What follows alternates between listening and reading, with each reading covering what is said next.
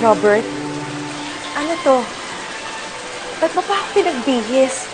Tsaka, pinasarado mo ba tong lugar? Maraming salamat, Julia. At nagpunta ka sa invitation ko. Wala na kami ni Sabrina.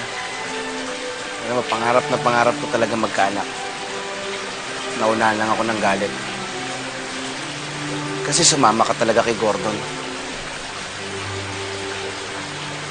Pinaalis mo ako. Galit lang ako nun. Pero napag-isip-isip ko nung sinabi mong buntis ka. Pananagutan ko ang anak natin. Sigurado ka? Oo naman.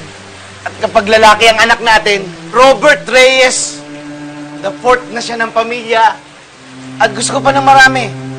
The fifth, the sixth, magiging masaya tayo.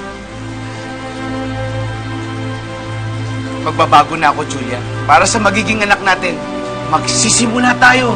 At uumpisahan natin yan sa pagpapakasal.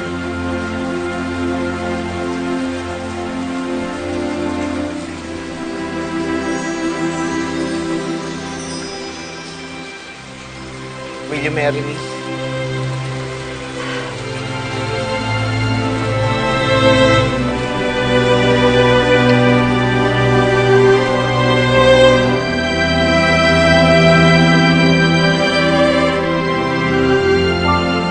Ano?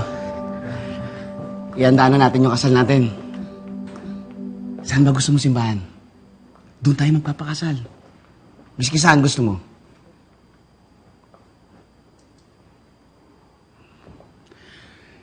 Iniisip mo na naman yung kaibigan mong bakla, no? Masama ang loob niya, Robert. Mag-isa na naman kasi siya eh. Yun naman ang pinili niyang buhay. Mag-isa. Kaya umalis siya sa bahay nila, di ba? Alam mo na matalik ko siyang kaibigan. Pwede ba dalawin ko siya paminsan-minsan? Magkakaanak na tayo. Sa bata mo na lang bigay lahat ng atensyon at oras mo. Di ba?